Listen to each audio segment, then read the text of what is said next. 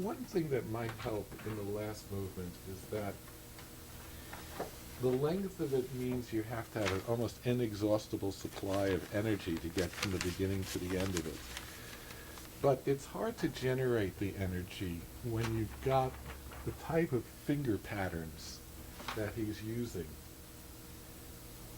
So that's why sometimes I'll say something like, all of these patterns, whatever they are, should all be merely shadows of some super duper pulsation that's going. So even when you get here,